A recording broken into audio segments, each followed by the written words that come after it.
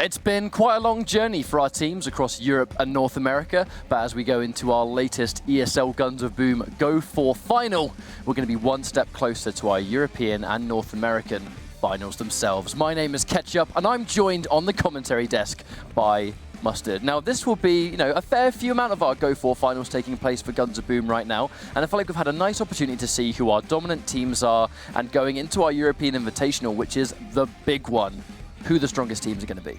But of course, before we get too into the nitty-gritty of the day and what we expect to see in today's Go4 finals, we do have some graphics to take you through.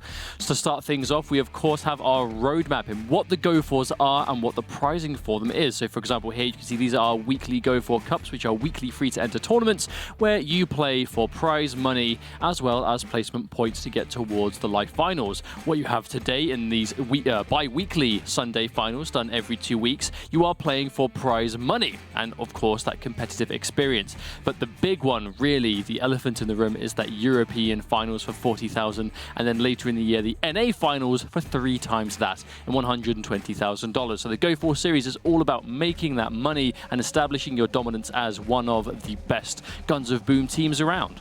Now, on the subject of the finals, the time has come to purchase your tickets. They are open access events. You can attend these events if you have a ticket to do so, and say hi to either your favorite players, or if you're friends of the teams or friends of the players, then by all means get on board as well. You can go to esl.im/EU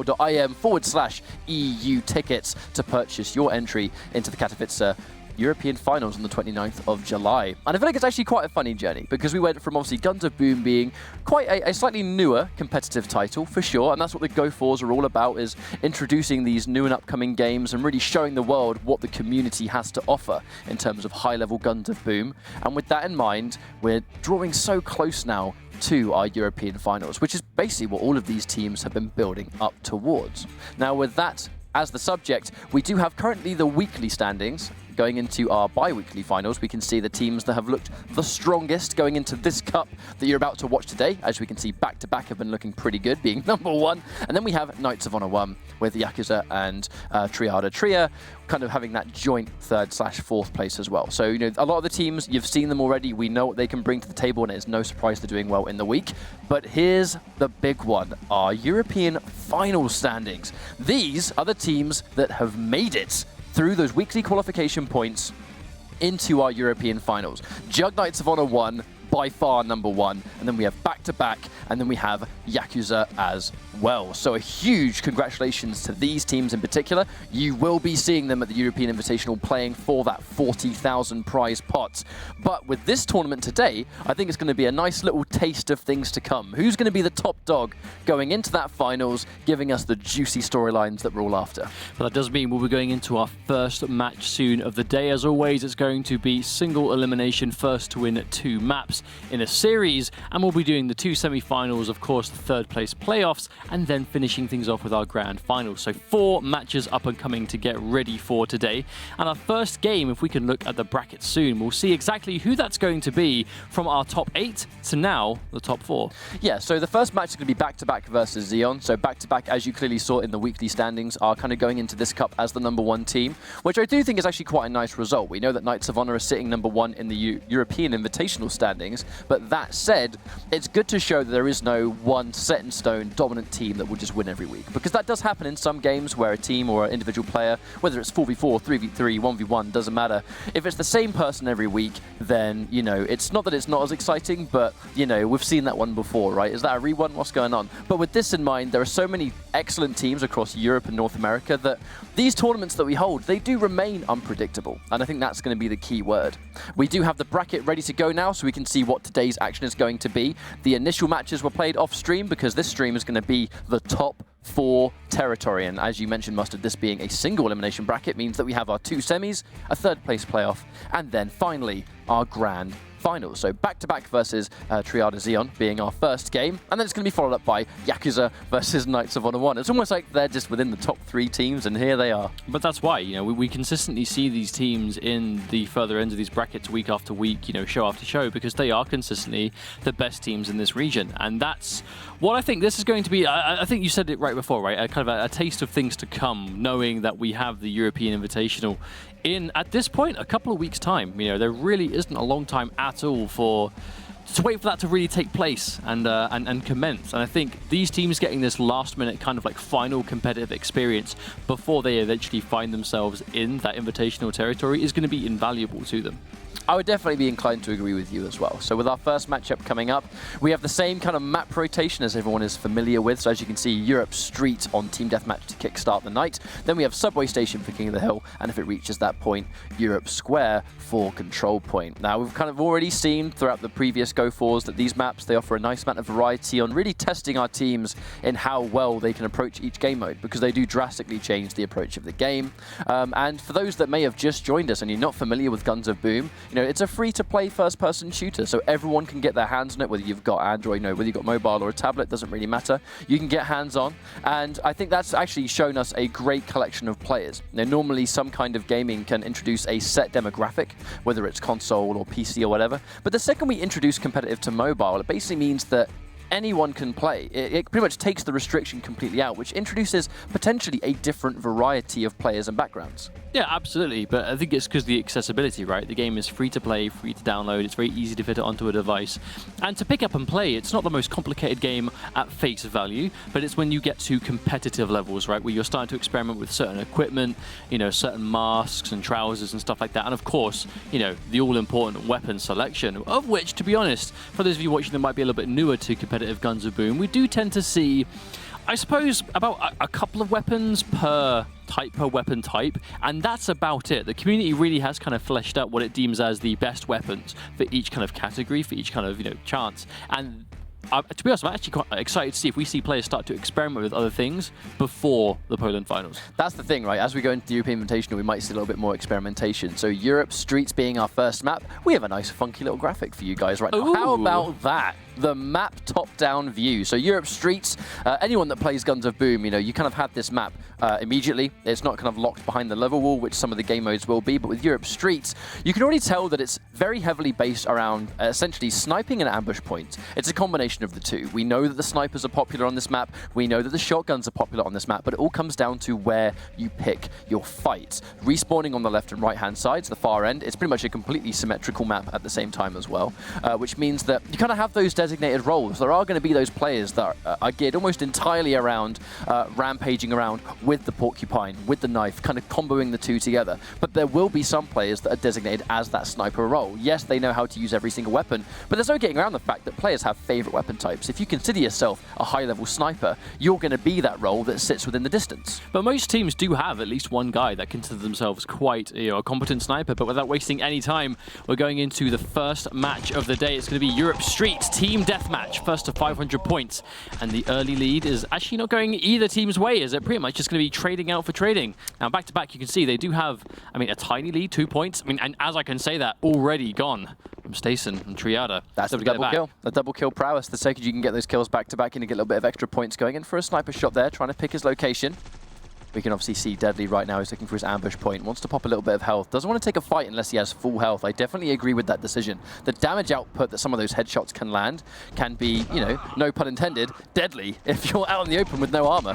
But this is one of those maps that if you are up above with a sniper rifle kind of trying to peek around the corner, you can find yourself in a situation that you're not the most at risk if you're at the distance trying to shoot from beyond. Although I've got to say, considering it seems like Yakuza have been doing an amazing job of just constantly getting a lot of kills, we're still pretty even on the points, so it looks like it's really much an even game so far, despite seemingly quite an early aggressive kind of lead from Yakuza. Oh, Stason fumbles his grenade throw there, and that was really unfortunate. He'd surprised Killing Machine and had got enough damage on the board where if that grenade had connected and then he made the ambush, he would have had sufficient life to win that fight, but unfortunately because he missed it, the 1v1 did not go. Unfortunately, Killing Machine walking into the wrong side of town there. There's two people ready with porcupines, ready to take him down. Then Larson getting another kill onto John Wick. We're basically trading kill for kill here. Very hard to see who's in the lead. However, as I can say that, Yakuza pulling ahead slightly by a couple of kills, but we've already seen there is plenty of time on the clock and space on the actual points itself to bring that back. Now, it's always going to be a talking point. It's definitely worth reminding in case anyone here is new to competitive Guns of Boom. Don't forget that the kill streaks and the extra styles of kills you can get, they do add a significant amount of points. So that headshot will actually give him a little bit of extra points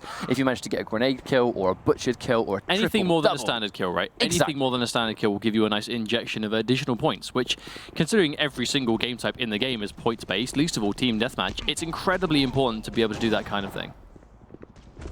But Killing Machine, just case in point, a killing spree like that. And that individual killing spree by itself has given back-to-back the lead to start things off. But again, just barely. This is a complete back and forth.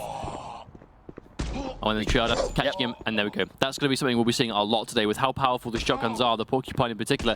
Getting a point-blank shotgun kill and then immediately following up with a melee attack from the knife. That is almost enough to practically one-shot most players in the game. It feels like back-to-back have been able to do a good job of kind of remaining consistently ahead, but the multi-kills are going in the favor of Yakuza, and I think that's really what's showing, that whenever the kills happen, they kind of like manage to sort of snowball effect, and as you can see, that's exactly why it's now 1 point separating these two teams. It's going to be swiftly undone. Migs is going to pick one up and get headshot, which will reward a little bit of extra, but there's not much of this map left to go.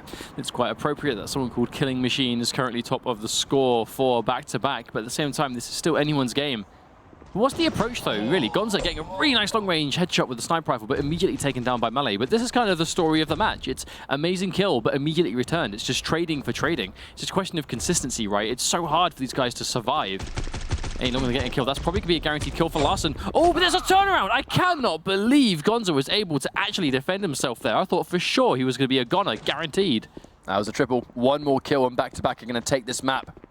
And with them being currently the #1 team going into this week, they're going to be happy with that result. It's going to put them into a fantastic advantage situation, but they've still got work to go. I think that's why we're starting to see Yakuza be a little bit more defensive. They just need to kind of fortify a little bit. One more multi-kill in their favor, and they're actually going to take this comeback off. But the surprise! And it's not enough! They get ambushed from the top, not watching your head. And because of that, back-to-back are going to swiftly punish and take the first map.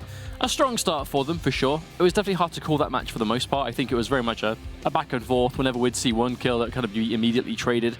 And again, Guns of Boom seems to have one of those kind of multiple strategies, right? Where some teams will opt to kind of clump together as a group.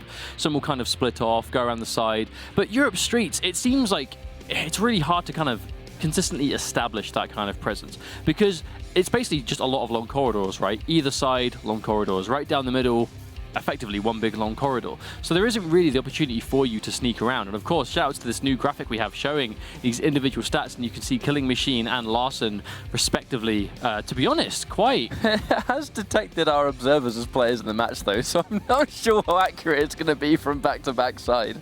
I was going to say, yeah, that seems to be a little bit interesting right there, as I just noticed it's exactly the same. So I'm assuming... UK Observer did really well. I know, that's like huge congratulations, man. I favoured Observer 2 over Observer 1. So I'm assuming that graphic wasn't quite ready, so we do apologise. Sorry, guys. But imagine how amazing it will be once that actually starts working. Oh, for sure. How crucial that information will be. It kind of just gives us, as commentary, it kind of gives us that extra little spice of information, which sometimes you miss. Obviously, you can kind of keep tabs on the points and the score itself, but the KD is actually really important in Team Deathmatch because fundamentally, if you're getting no kills and dying a lot, obviously you can see you're not as much of a massive asset. But if you're getting loads of assists, that's going to be really important to see, because if you're dishing out the majority of the damage, yes, you may not be last hitting, but if you're damaging everyone and you're kind of allowing everyone else to follow up, you're kind of being that thorn in their side. So it's all useful information. Well, it's basically just a question of being able to piece together what happened in the match by the information you have given. So if a player has like a ton of assists but no kills, and then someone else in the team has basically the amount of kills this other player has as assists, it's a fair assumption that the players are willingly letting certain players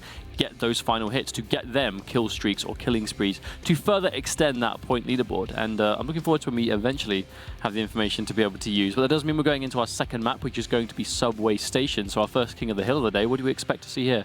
I think we can expect to see what we've always seen. It always tends to be incredibly back and forth on Subway Station. It's all about who kind of establishes that early level of control. I think King of the Hill, it's pretty much a standard. You know, whoever has a good start, they tend to be the ones that take the entire map. And that's because it really allows for a snowball effect. You know, you guys will be noticing how quick these matches tend to go by, because at high level, where the frags are basically racking up over and over and over again, you kind of add an extra dynamic into King of the Hill, where we've said it before and we'll say it again. It's not necessarily about holding complete control over the point itself, because if you're still getting loads of kills and getting those extra bursts of points, you can kind of manage to stay on top of a team that holds control. But if you do hold control, you're in control of their spawns, you're in control of how much damage they take as they reach your location. So by the time they've even taken the point, they're too weak to fight, and then you can simply respawn and just clean house.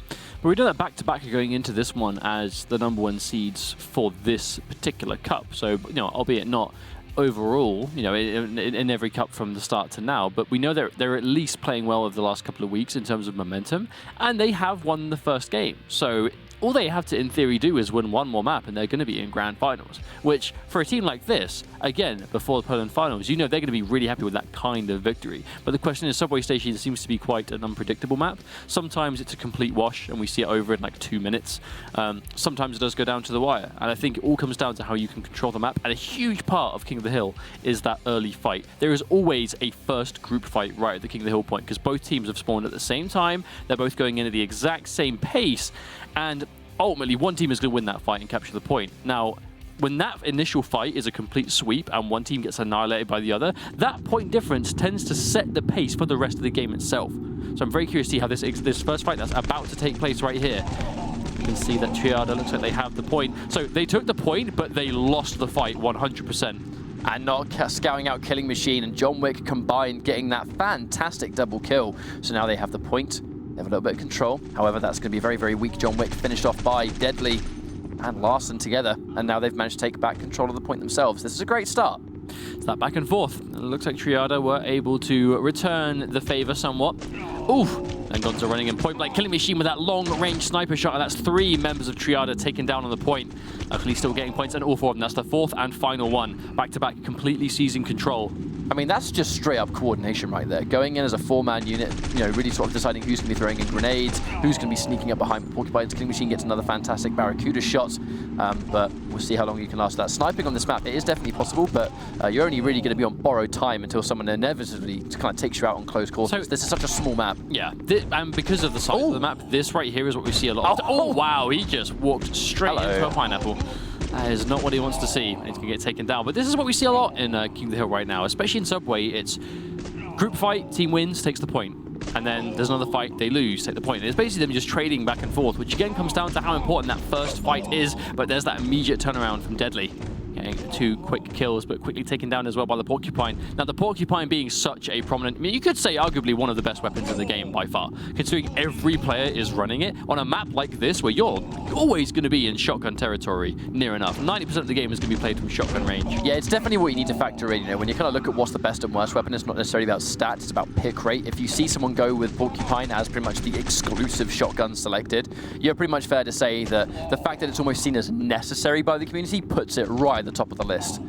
Now Deadly trying to find his way in, but he is outnumbered. I wonder if he's seen them. But no, Stason getting a nice shot from a distance, and Larson too. There's one of the first examples of teamwork we've seen today from Triada. The problem is they now have control of the point, but look at the point difference back to back. They held the point for so long. Every second counted, ticking up those points, and now they have a huge lead. That said, they still hold power over the point itself, and it's not a lot of work until they've been able to undo things. They've done a wonderful job of actually being able to hold this and win the fights. Gonza does take 1 fight, but he himself incredibly weak. Are we going to see a 1v1 trade? Looks extremely likely. Yes, it will. Deadly is able to finish the job there, and just like that, they've actually been able to claw things back. That goes to show what a little control will do for your team. I mean, they have, but they spent a long time being alive. By then, their grenades are out, their health items are out, and now back-to-back moving in as a complete unit, taking the point back for themselves. Most of them still have armor. You know, they still have some uses. They weren't scouting out Deadly at all. They managed to cover every angle except for the angle Deadly was holding control over. Killing Machine is able to secure 1 kill, which might be the catalyst. They only need 100 more points, and they are going to win this. And just like that, you know, they're going to be walking into grand finals.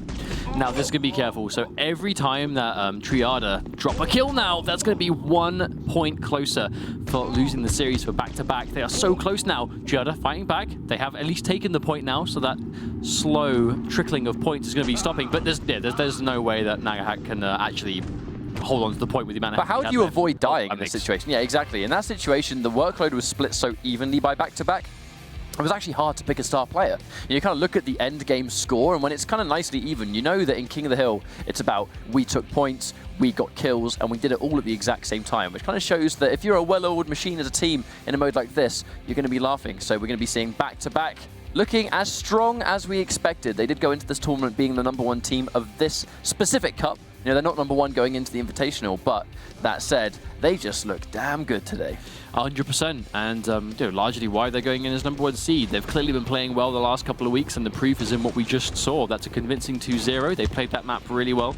But again, I think it just goes back to how hard it is to make a comeback in this game when you are down a certain point.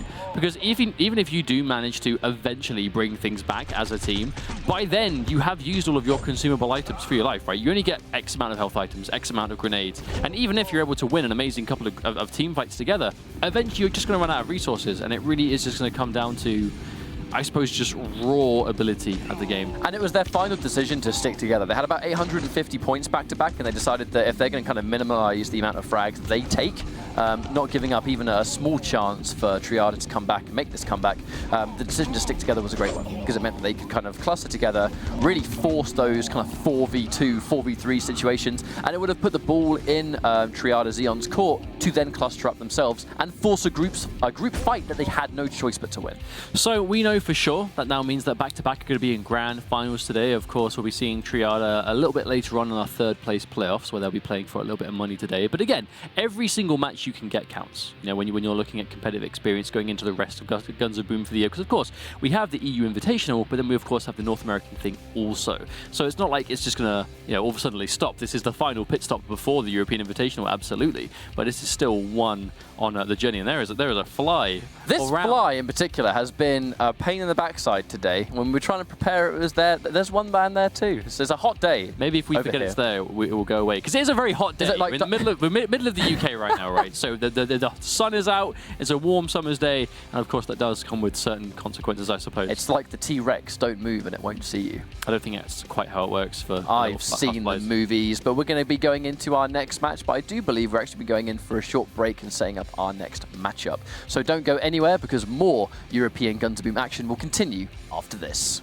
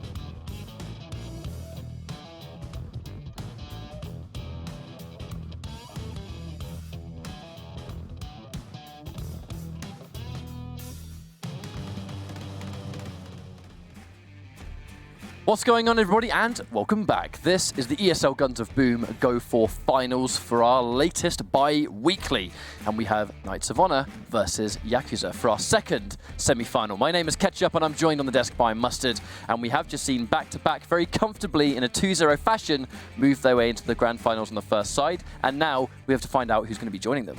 I think the safe bet here is Knights of Honor, because Knights of Honor have been just incredibly powerful from the start of these Go4 Cups to now, and moving through towards the Katowice finals, they are there, and it's not a huge surprise. This is, without a doubt, one of the best teams in this part of the world, like without a shadow of a doubt. The question is, if they lose here, they are then going in with not full momentum into the Katowice final. So I think it's really important for Knights of Honor to be able to maintain at least a grand finals positioning.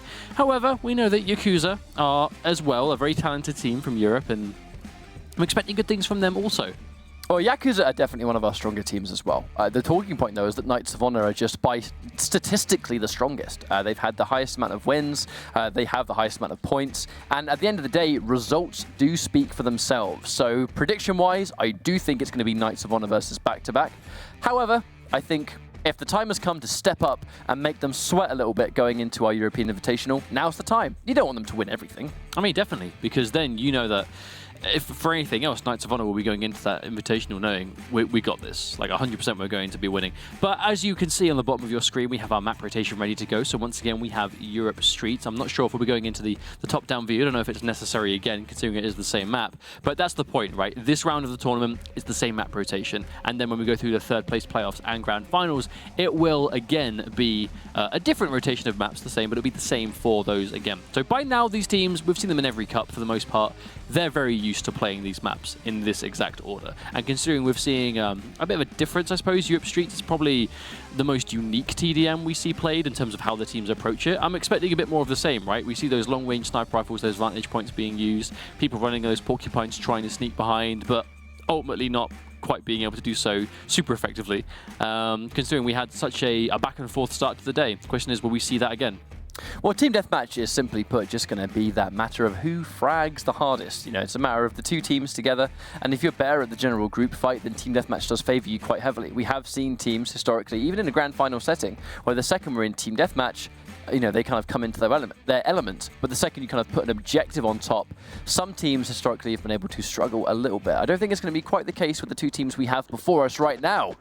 But this is the time to bring your A game. Can you keep Knights of Honor out of their third grand finals?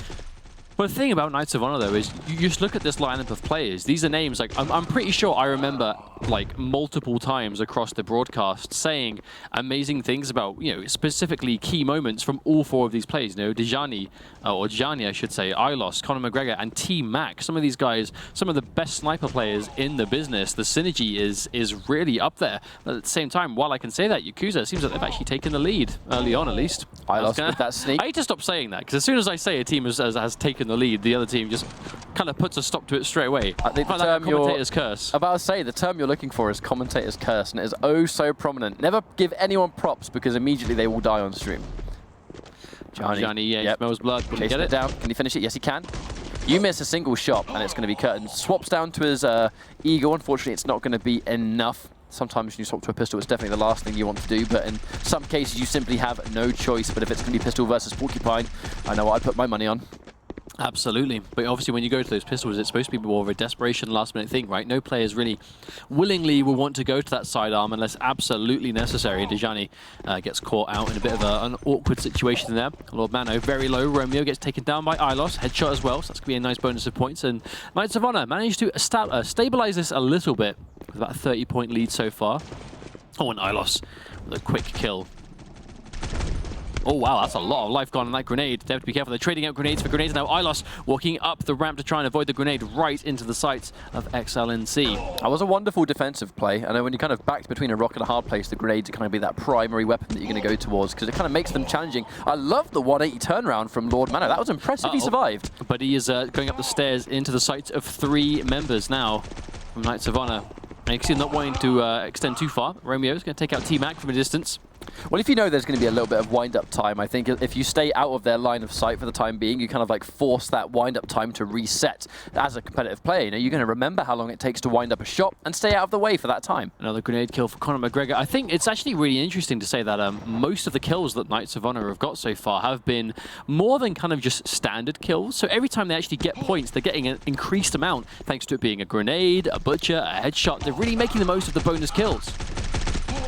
Bit of a 1v1. Can Conor McGregor do it? No, he can't. Magat scores a double kill actually as a reward. Yeah, a really crucial 1v1 to miss out there because that actually gave Magat a double kill, which has actually put them back in the range to take this game as they're just about 10 points or slightly over now by now. Ooh. Again, right as I say, they're bringing it back. We see a 50-point difference thanks to a triple kill from Ilos. Thanks, Ilos, for making me look silly. Commentator's curse, my friend. That's an unwritten rule. Guaranteed. I'm just going to be like absolutely silent for the rest of the broadcast. I'll you know, speak Romeo, only when spoken to. Romeo got that kill. I reckon he's not going to get another kill.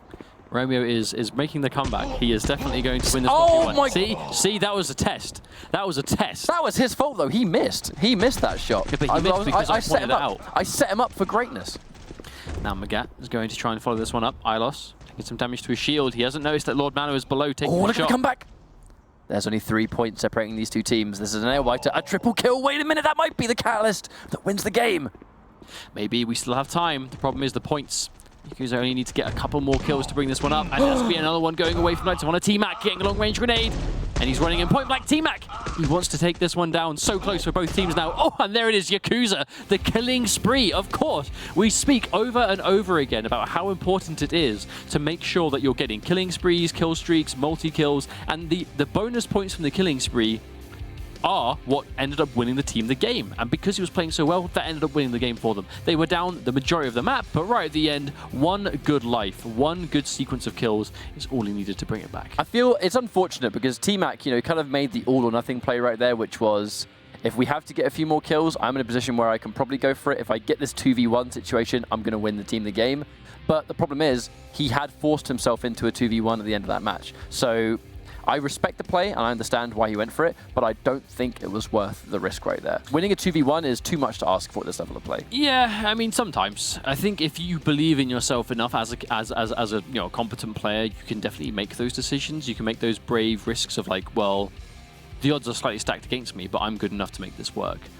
Sometimes it works out and sometimes it doesn't. But I think it really is, it's confidence like that that universally has got Knights of Honor to where they are in terms of competition, in terms of, you know, high seeds, successful teams, winning multiple tournaments. You just win some, you lose some, right? I think it's definitely it was clearly a mistake in the context of that situation, but at the same time, I'm not really surprised they went for that kind of thing because universally they are good enough players to make those kind of decisions. Just didn't work out for them that time. Okay, so we're loading into our second map now. We should be having it ready in due time, but it's going to be the subway station. This will be an impressive result if Yakuza are able to take it 2-0 versus Knights of Honor, who are the number one team. Opposite of what I expected. If they're the number one team right now and they go out before Grand Finals, before we have our European Invitational, that might be somewhat of a message that the rest of the community is going to be sending to its top competition. We have another top-down view to show you guys of our subway station. And I really do like these graphics. I think it puts into perspective the maps that we're about to see. And it's more than just the observer. You know, you kind of spawn in two different locations. It's either going to be train or it's going to be the far back end side of the map. But you get a nice objective in the middle. You know, you can kind of see where the bulk of the action is taking place. If I had a little cursor, then I rest assured I'd be pointing it in certain places at the moment because the action takes place smack bang in the middle of the map. There are sniper locations at the top sides, but you don't really see them used very much. That's the thing. You can snipe from distance on this map, but it's so fast, it's so furious. You got to make sure that you're contributing towards the team taking the point. And if you're too far away and you only have a sniper rifle, you can only really contribute so much to the team. I mean, it's a very flat map with the way that the teams end up using it, right? And there's obviously a lot of different, you know, sets of stairs to give yourself different vantage points and whatnot. But the importance is the objective so much to the point that teams really just favor just get bodies on the point and keep them there. You know, there's a lot of opportunities, sure, but fundamentally the importance of the objective outweighs everything else on the map. That you've got to be there, and that's what the teams tend to be adopting for the most part. But again, subway station, we could see a 2-0 now from Yakuza unless Knights of Honor are able to bring it back and win the subway station right here. I think should Knights of Honor should Knights of Honor be able to go down 2-0 in this one and actually lose before Grand Finals, it could be a bit of a wake-up call, knowing that they are, of course, one of the best teams in Europe by far. but maybe there is still elements to improve on. There are areas to work to get to a stronger point before they go into the Katowice finals, or maybe they'll make this this comeback and finishing this off at 2-1. I mean, the comeback's possible. You know, we can't count out a team that is definitely seen as #1 out there right now through just points alone. So if they can make the comeback, it's going to be spectacular stuff. But what will be even more spectacular is if Yakuza can pull this off and make a 2-0 result going into our grand finals for Subway Station. This could be the final lifeline for Knights of Honor in this current Go4. Well, it was a win for Yakuza, but it wasn't a dominant win. It was definitely super close. I actually like this opportunity from Knights of Honor. They went in straight away as a complete unit, as a lump of players just to control the point, and they were able to win the fight, but they traded out. That's actually an amazing trade for Knights of Honor, because everyone was basically dead by that point. Everyone in the game had died and was respawning. So even though they ended up trading it out, they were controlling the point, now resulting in that 100-point lead, and Conor McGregor and Ilos managing to extend this again. This is complete destruction so far from Knights of Honor. I think they are not happy with how that last map went down. I think it makes a lot of sense. They're pushing in extra hard, so now the damage has been done. Megat now hurting. No more armor left on the table, so when the time comes to push the point, just too weak. But we see a brutal kill come out from Romeo. That's going to be enough. The 2v1, missing a shot. I mean, the Porcupine is going to be big risk, big reward. If you hit those shots, it's the most damaging weapon in the game. If you miss, you're guaranteed dead, because you can't contest with the damage that's going to be returned from that range. I think it depends. It's high risk, high reward if both players in the 1v1 are using the Porcupine. Unfortunately, in competitive setting, that's basically a guaranteed situation. If you're point blank, you've got the Porcupine out. And if you're in competitive, it's going to be the Porcupine. There are no other shotguns these players are going to be using at this point, at least from what we've seen so far in this competition series.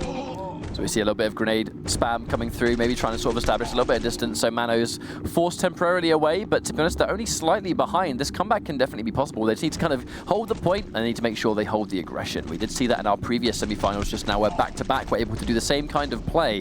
Can it be repeated by Yakuza? That's the question. Well, the thing is, we're seeing how quickly you can die in this game mode for sure, and you get 2 grenades per life, so the chances of you dying after using both of them is pretty high. So you may as well make sure that you've used both grenades before you end up eventually dying. However, Yakuza, they do control the point, but for how long is the question, as it looks like Knights of Honor are starting to control it back themselves. Yeah, Romeo on the side, left with no armor and not doing a lot of damage from a distance anyway. It's unfortunate turnaround, but there's 2 kills coming through from Yakuza, 3 kills coming through from Yakuza. That's going to be a recapture for sure. But have they spotted Conor McGregor behind them? He threw a grenade, but was caught in the grenade throw animation. He was able to take out XLNC, but did die immediately himself.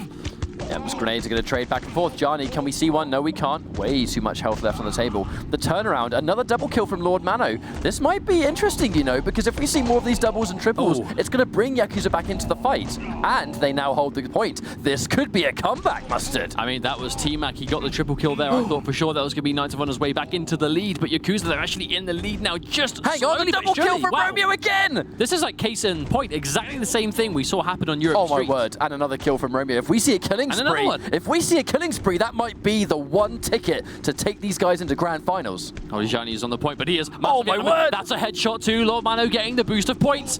Ilos is running on the point. He's very low. Both people on the point from Knights of Honor are so low now. And there we go. Just like that, Yakuza, after being hugely down for the majority of that match, are able to bring it back in the last couple of minutes and result in 2-0ing Knights of Honor #1. I mean, you just have to ask yourself what happened, because they were in the lead for basically 95% of that match, and then you snap your fingers and they just steal it away. We just witnessed robbery right there. But that was well earned from Yakuza. They were behind the entire time, but it kind of keeps going back to what we've been saying all day, where it's the addition of kills. It's not just getting kills, it's getting doubles, triples, killing sprees, headshots, grenade kills. If it's going to add towards the statistic, that is going to be the key to success. Because when we saw kills go through there, it wasn't the kill standalone. It was individual players standing out. Romeo really was one of the players that we can watch on that final map, because his doubles and his triples were really the thing that allowed the success to be possible. But that's the thing though, Knights of Honor, they were in the lead in both maps quite substantially, and it really was the last couple of minutes in both games that Yakuza were able to really switch on.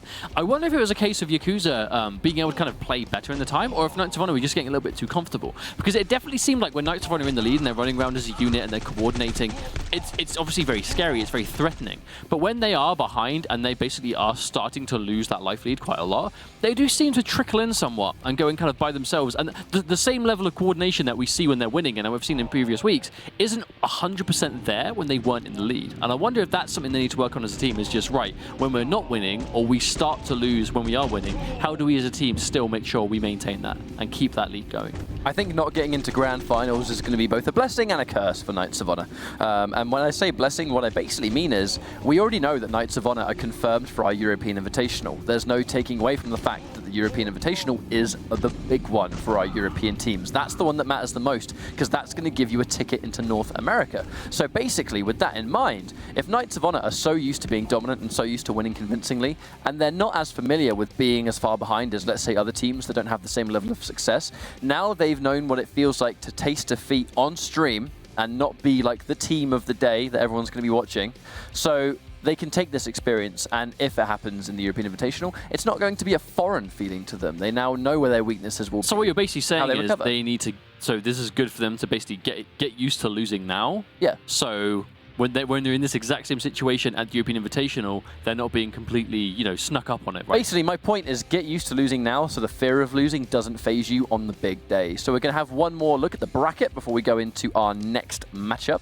And as you can see, it has been quite a nice and interesting journey, because I feel like Knights of Honor not getting grand finals, for me, is definitely a bit of a blow-up, because I think these guys have been super, super strong. That said, back-to-back have a shot at winning, and they're the most dominant team going into this week. So basically, I think they have a good chance to win this entire tournament. But up next, we do have our third place playoff to find out which of our two teams in the third place playoff is going to get some cash. And those two teams are going to be Knights of Honor, which is, it's weird to even say the Knights of Honor are in this third place playoff, but they will be facing off against Triada as well.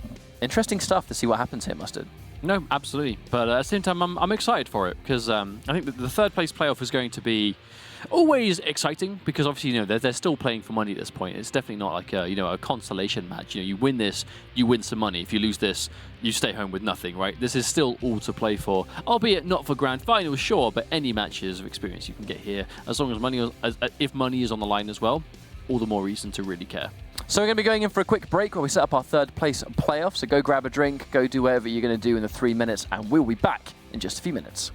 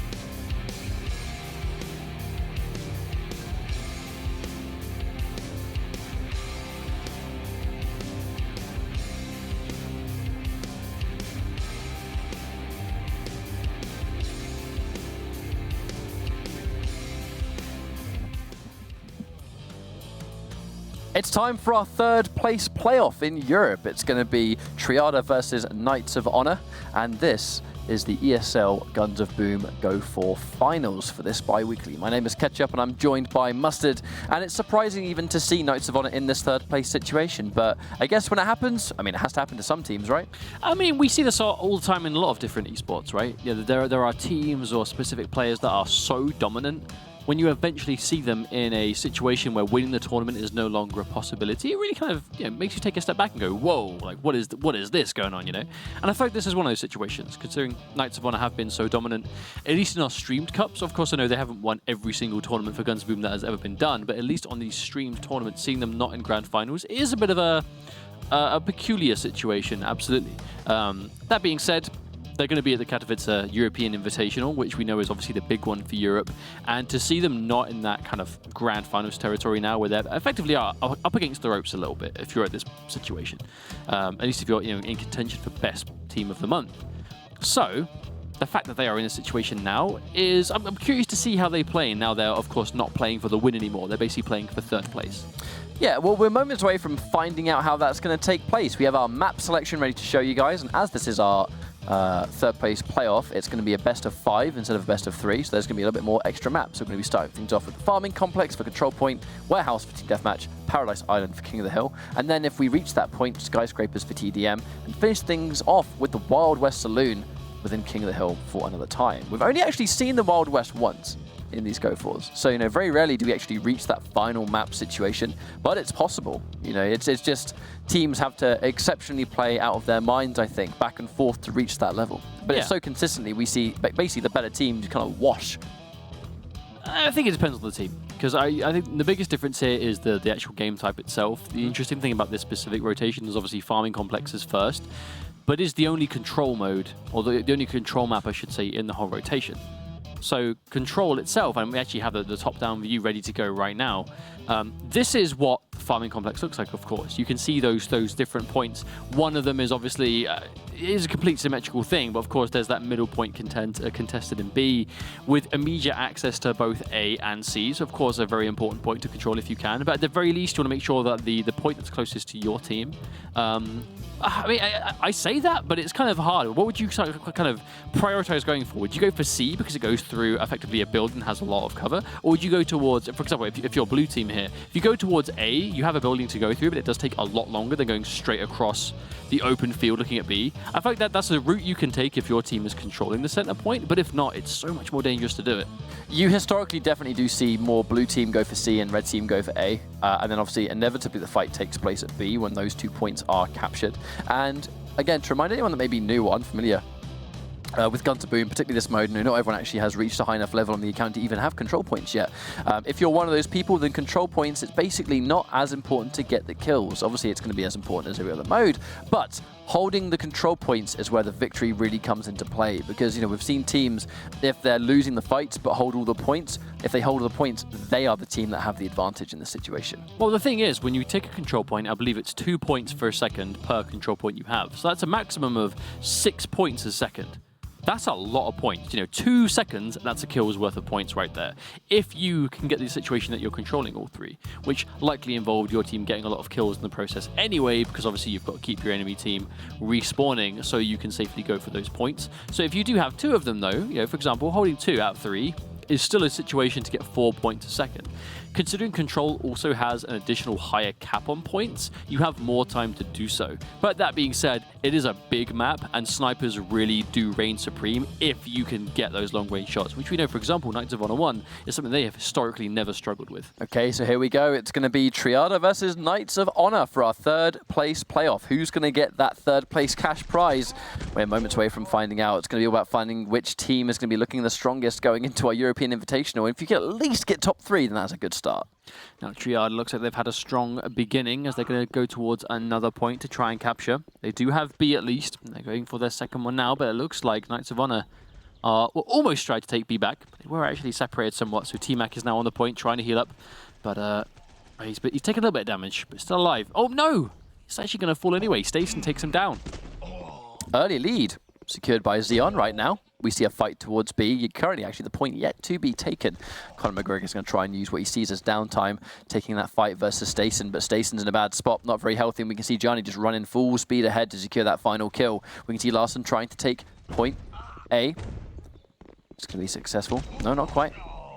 Wonderful fight from Knights of Honor, actually. Well played. Yeah, actually, as the most important thing, I think, is the fact they've actually managed to get control of B now, so they do actually hold the center point of the map. Most of the team is healthy, and that's always going to help them out for sure to sit down. Gianni taking a lot of damage from a distance from Deadly. Ilos gets nice and close and personal to take him down, but dies himself to Stayson, who is then killed by Conor McGregor, actually. Ilos was able to get a killing spree, so that's going to be a nice chunk of points. Always not as prominent to actually get those kills in control point, but if you get a killing spree, you still can't turn your nose up at how much points you get for that alone. It's still important. Looks like Knights of Honor, they had a bit of a rough start, but they have quickly managed to really piece that down, as they have 2 of the points moving on 3. Actually, do they have all 3? No, they have 2 for now. Oh, they did have 3 temporarily, but it looks like Triada were able to take A, I believe, from the distance. Taking C standalone, Deadly out of action. The problem is Deadly's not in the fights, and if he's not in the fights, the Knights of Honor are just going to kind of run a train on this. Oh, what a grenade throw from T-Mac. That was wonderful. Can he get this 2v1? The grenade throw means it's basically going to be a free 2v1, because if you get that grenade kill before even taking damage, then that's just a free kill, right? Unreturned. T-Mac finally goes down. Absolutely. But at this point, how did Triada manage to bring this back? Because they're actually almost down 400 points, and that's a big deal in this kind of mode, especially considering you. Look at the points. They hold so much control, and they're getting so many kills. It is just racking up the points. And they've almost got a complete double lead. Knights of Honor, they're keeping them in spawn to Ilos pushing forward. It's impossible now. There's no way they can win. With the points left to take, the natural climb is going to see to that. Taking this final point is really just going to be an unnecessary nail in the coffin, and it's going to be a guaranteed win for Knights of Honor, who are going to be moving very comfortably into our next map, which will be Team Deathmatch. We're just going to basically skim over that one. Yeah, that was a good start from Triada, but it wasn't enough. The recovery from Knights of Honor was incredibly impressive, and they just kept the pain train rolling. Yep, absolutely. Knights of Honor, the weirdest thing about that, though, is they weren't winning the whole time. Like, early on, like literally the first minute, maybe minute and a half tops of the map, Triada were pretty much like firmly in the lead. They had control of the map, they had a lot of kills, but I think it's the ability to, especially in control, getting the points is one part of the battle, but maintaining them is also difficult. Because obviously, like, a whole point of holding control points is staying alive, not taking too much damage, not dying in the process. Because as soon as you're defending a point and you die, you've basically lost that point. And in a game like this, where you only have so many health items, staying alive and you've got no real way of bringing your armor back for the most part, it's difficult to do so.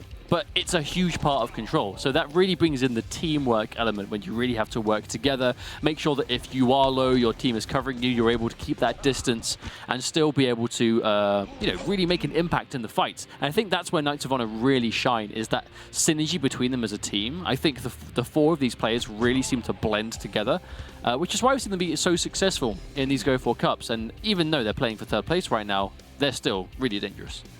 Yeah, for sure. And we're going into Team Deathmatch now, which I will always say Team Deathmatch favors Knights of Honor, because their combat skills are so spectacular that when you go on TDM and the entire goal is to just get kills, you can't really... How do you not bet on this team?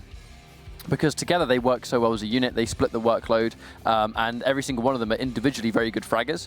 It's going to kind of lend itself really nicely to this warehouse. Now, the warehouse does kind of have a mix of up close and range once again. I think it's a running theme on Team Deathmatch to kind of cover multiple different ranges. But as you're fresh out of the spawn, you kind of open up those sniper locations, but we don't really see the sniper battles take place. It's almost entirely a group fight in the center of the map. It's going to be shotgun heavy, it's going to be grenade heavy. And again, like that, I favor Knights of Honor in this fight.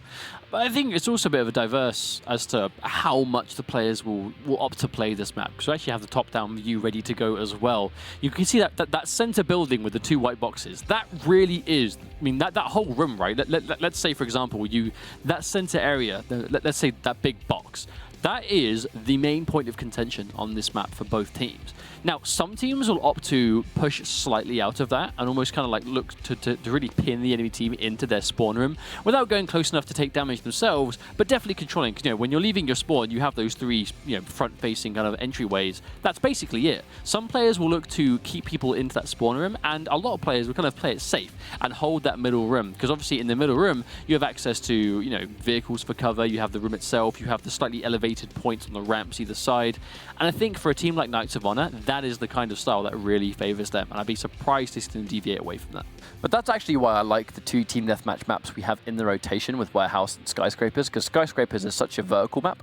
You know, there are loads of different ways you can kind of aim up and down, whereas Warehouse is much I thought that flat. was a Skyscrapers pun, like play on words, but it legitimately is one of the tallest maps in terms of like how far for sure, because you know, from the lowest point to the tallest point, it's significant. You aim pretty high up to get those kills, whereas when you're on the Warehouse, it's so flat, you kind of generally kind of keep your cursor on that set height, and you know you're going to be within headshot range. You know, the character models, they're pretty much the same size. I mean, I guess that's only untrue if you're counting like literally the spawn platforms, but you rarely go close enough to your No high-level player will ever yeah, push the of spawn, course, for sure. There's no reason, right? The spawn protection is such a huge thing. That might be something, you know, those of you watching that might be a little bit more of a casual player that plays this a bit more casually. You know, well, why are they not going towards the spawn? Why are they not looking to keep them in there? Because spawn protection, if you give a player like this basically invincibility, they're going to make you pay for it for getting that close in the first place. Conor McGregor scores the first blood. They opt to go for the 2v2 approach. Unfortunately, doesn't work out. Another kill. Multiple kills actually going in Knights of Honor. They finally secure their own double, but not before one kill goes unreturned again. So Knights of Honor definitely taking the reins in this one. Now here's that middle room we said they were going to be controlling. The question is how much further do they push? T-Mac gets one, but gets taken down by Larson to follow up. He comes through, but did not scout behind him, taking a ton of damage in the process, but is being supported by Deadly. Oh no, Conor McGregor coming in! No, Dejani actually from behind with a grenade, and the Porcupine follow-up. Lots of damage coming through from Knights of Honor so far, as they have 100 points to 60. A nice lead for them nonetheless. Oh no, but T-Mac getting sniped. Now what else can happen through this? It seems to be, oh, look, that's normal kill for Deadly.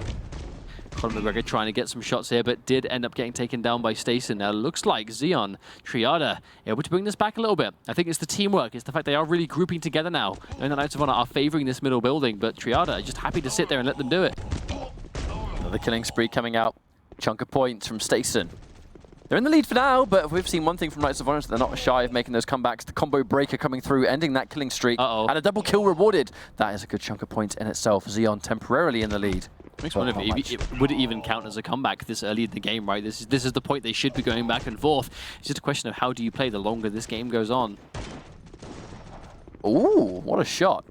But you can see the mid-range, that really is where this map is being played so far. All the kills, like almost all the kills are being done with assault rifles, with shotguns. Very rarely are players putting themselves in a bad situation to get sniped. There have been a few kills for them for sure, but it really is that kind of like slightly mid-range going on right now. See T-Mac really trying to pick which target do I go for. It might not be his choice to make very soon. Good kill on the Naga hack. He gets taken out himself, trading it 1-for-1. Okay, this is a good situation for Triada, even though, I mean, there's Conor McGregor with another grenade kill. Conor McGregor getting so many grenade kills is giving him a nice boost of points, but I think this is actually a really stable lead to have, especially for this point. We're crossing about the halfway mark on this map now. 50 points, 60 points is actually not bad at all. The question is, how do you hold it, as it looks like Knights of Honor are actually getting a couple of kills now themselves, and there's another killing spree from Conor McGregor. And that by itself has given them a nice boost. Conor McGregor has been a star performer in this entire match, but the thing is, Triada, Zeon, they've actually got two members. Look at Stason and Deadly. They have such a nice amount of points themselves together.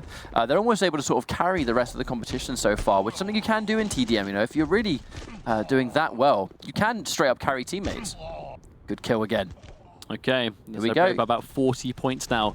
40 points with basically 100 Combining a good grenade, a good grenade into a shotgun blast is underratedly dangerous. But just like that, that one triple kill has given Knights of Honor a chance back into this game. Insane, and that's what can happen if you have an amazing life. But no, he fumbles the point-blank grenade. And I feel like T-Mac also fumbled his weapon swap. He went to the point-blank machine gun. I have no doubt that was supposed to be a Porcupine, but he fumbled his weapon selection.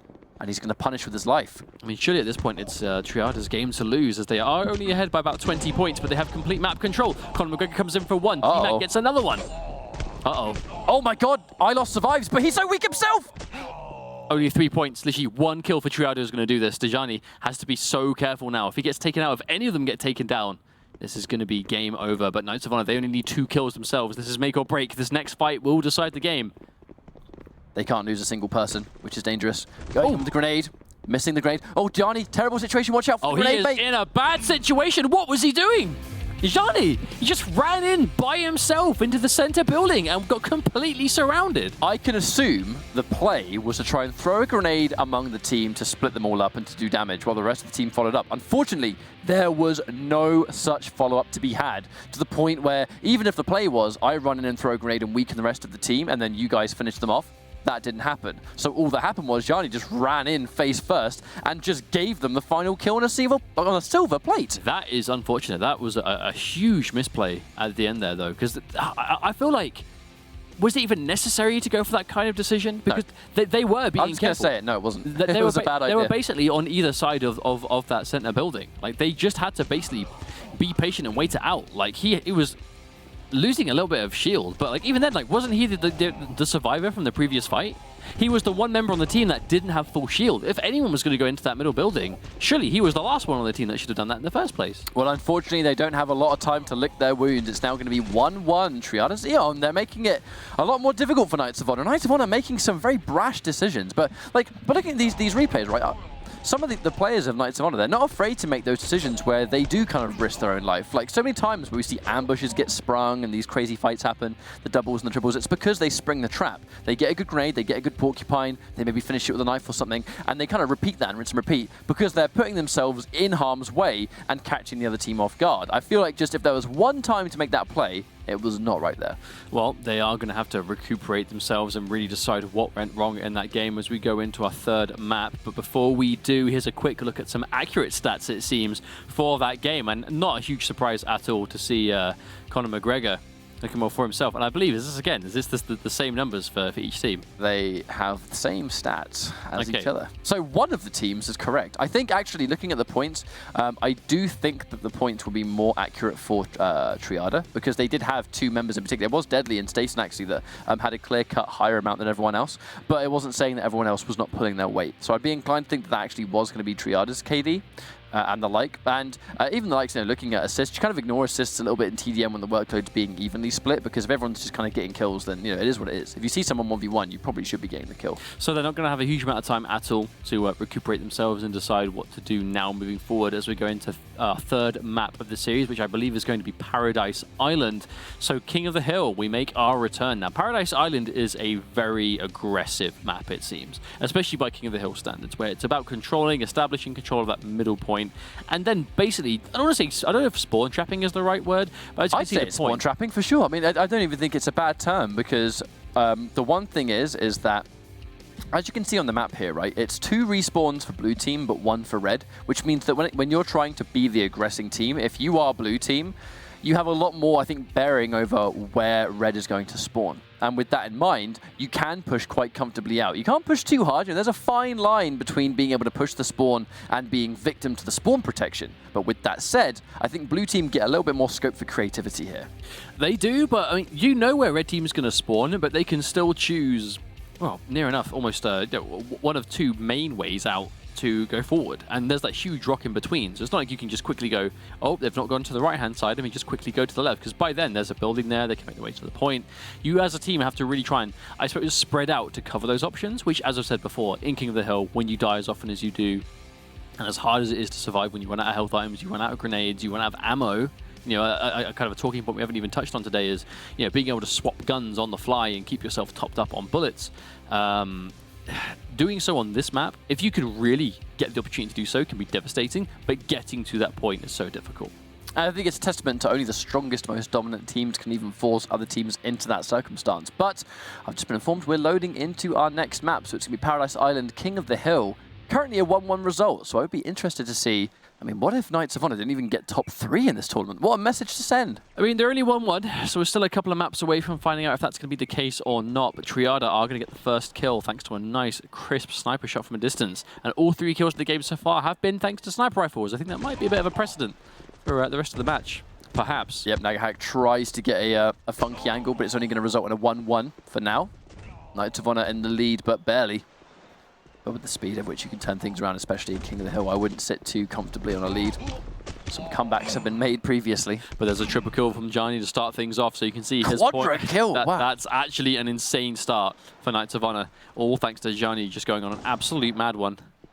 But, you know, if you're going to be the cause of the defeat in the previous map, then getting a quadra kill within the first minute is definitely a way to redeem yourself. I feel like typically saying, you know, sole cause of defeat is probably quite... Oh, no, it was his fault. Quite rude, but that, that was 100% his fault. I feel like in this situation, we kind of can't really avoid that. But, you know, like you said, a nice quick way of making up for it, getting such an amazing multi-kill so early into this next match. But you can see the cluster come back through. T-Mac gets hit by the grenade anyway. That's unfortunate. But the control is now being established a little bit more by Triada. Johnny caught in a bad spot. This should be an easy double, of which it will be. Okay, Triada managing to bring it back somewhat now. And there's going to be a triple kill. Oof! Another one to follow up.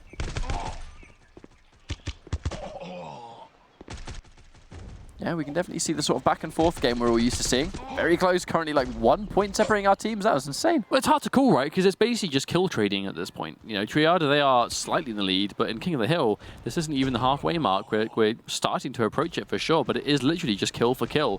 Really hard to tell who really has the upper hand here, because at any moment we could see a multi-kill and it could completely skew into one way. The crazy thing is that Johnny is having an absolutely spectacular game, but somehow someone is able to outperform. Look at Stason's score. That's like half the team's points right now. That is insane. Carrying, that's what could happen, well, right? I don't think he's too afraid to carry the weight on his back. It's currently not enough, because that's the thing. He has about almost half the team's score just himself, but that's not going to be enough when so many of Knights of Honor are doing exceptionally well. Yeah, well, Larson as well managing to do well for himself. Is looking pretty on the score. You can actually see all like 3 members of Triada so far have a nice amount of score to their name. Oh, no! Unfortunately, Deadly just didn't quite get that 1v1. Looks like he missed a couple of crucial shots, and T-Mac is going to be able to best him there. This is such a close game. This has definitely been one of our closer broadcasts. So many games have gone down to the wire. It's so evenly split. Oh, wow. The grenade actually did connect. It didn't kill, but it did get very low. But now the score is this close. I think Knights of Honor is going to be their advantage purely because they hold the point. If it's going to be a close game, getting that trickle increase of points is going to put you in such a better position. There we go. How long can they keep it? You know, we're going into the very late stages of this map. Under 2 minutes to go, and Triada now controlling the point. They're probably going to take it. Well, they have it. Now, the question is, how long can they survive? As it's a 2v2 now, Knights of Honor, they get one. They get the second. They do. Knights of Honor being able to return the favor. They've put the point back to neutral. They have all 3 members, but no! There's a distance kill on that Juggernaut coming through. 2 kills, a double kill credited. We're coming down to, again, very close territory. They can't push too hard, but now they have to make sure they take this point because the natural trickle of points is going to set them apart. They have to watch out for grenades and sniper shots, but unfortunately, they're just not able to seal the deal, and Knights of Honor, in very quick fashion at the end of the game, can seal things to make it 2-1. So they're starting to sweat a little bit. This is not an easy win at all. I mean, these are close games. I think the exception being the first game was a complete destruction for Knights of Honor. Everything else, like the other 2 maps, have come down to the absolute wire. But it really is Knights of Honor and that last one that were able to really just kind of bring themselves together. Now we are going into Team Deathmatch, which of course, I don't want to say they played badly. They just made that crucial mistake at the end. I mean, it's not necessarily playing badly as much as it's just making a few mistakes. And at this level of play, mistakes, they're going to be punishing. And sometimes that punish will be the entire map itself. Now, I am excited to see what happens in this next map because Skyscrapers, it really is one of the more pivotal TDMs you can play because it's not flat, because there's loads of locations to pick your shots and pick your moments. And mistakes on Skyscrapers get punished heavily, you know, because being out of position or being forced to respawn on a map as big as that one, it can take you a while to catch up to the rest of the team. Oh, absolutely, but I think it also is one of those maps that your accuracy truly is tested. The biggest thing being that there are so many different elevated positions you can attack from or jump down from. We see that sniper rifles make such a big difference in long-range combat. On Skyscrapers, getting those crucial clutch long-range shots is a lot harder than most maps because there is just so many angles to be ready for that you normally wouldn't assume you are in danger for, and Skyscrapers kind of throws a bit of a spanner into that one. It does. It kind of demands, I feel like it demands the best from the best. And speaking of which, we actually have our stats to see who was our star performer. We'll see if our statistics are the way they should be, and it does look like it's a lot more accurate now, so praise be, we have reached the point. But now we have the information, I think it's worth bringing attention. Stason, over 300 points alone. That's madness. 300 points out of 900 on a 4-man team. That is actually insane. I think it goes to show how much of an impact he was in the game. But I think, this obviously is kills, assists, deaths, and then score. I think it really is worth looking at the individual deaths of every player in the game. That's a lot of deaths. You know, in Guns of Boom, competitively, you will die a lot, and there's not much you can do about it, right? It's hard to stay alive for a long time. It's a question of what do you do with the lives you have? You know, every life you get 5 health items, but you get 2 grenades. Make sure those grenades are being used. Make sure you're doing a lot of damage. A lot on King of the Hill. Make sure those grenades are being used near the point to get that group damage, that kind of area damage on deck. Make sure that you're still getting a lot of kills. You know, very few players in this game universally get less kills than deaths, I think. Obviously, you know, it's the age-old thing of you always want to make sure you've got more kills than deaths, right? But in this kind of game, that is more important to the point that, I mean, multi-kills, right? We cannot stress enough how important that is to make sure you're getting triples, doubles, multis, whatever it is, because you're going to die a lot. But if you can get a killing spree before you die, then die, and then get another one, sure, that's a lot of points. Exactly, and on that note, we're actually loading into our next match, which will be Skyscraper. So we talked about the importance of these multi-kills, and it just becomes so prominent on Team Deathmatch, and it's even more prominent on Skyscraper. So many cases where there's been like a pivotal situation where, you know, this is the map that sets teams apart. It always seems to be Skyscraper. I don't know what it is about it. I don't know whether it is, you know, the fact that it is TDM and it comes down to really the more old school, right? You know, if we all played FPS, you always played Team Deathmatch before you played every other mode. So it's kind of nice to almost like go back to the mode everyone's always familiar with above all else. But will we reach the Wild West? Well, that remains to be seen. Knights of Honor, though, are currently on the verge of making this what could be a 3-1 result. We have a little top down to show you of Skyscrapers. And whilst it may look like a standard map on face value, I wouldn't say it looks like a standard map at all. It actually looks quite confusing. I don't know, man. I think it looks nice and symmetrical above all else. But what this kind of top-down doesn't really show is just how many staircases there are, and that's what separates the map from the rest. Of course, I think those you know, the yellow outlines really being they are the highest points of the map. I think they are the walkways above, which we don't see too often. The kind of middle building really is where a lot of the contesting is done for the most part.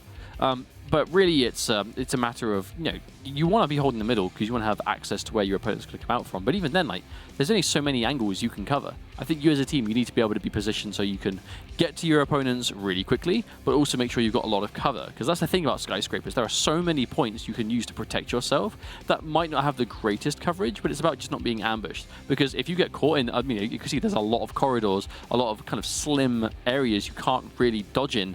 If you get caught out with by a shotgun in those areas, it's going to be guaranteed death. Yeah, and it's a bad spot to get caught, but I think that a big thing of that is because it's a very sniper-heavy map. You know, there are so many like really excellent range-based players that like to kind of sit back. They can pick their cover really well, but it's also a matter of being able to understand, if I was a sniper, where would I be?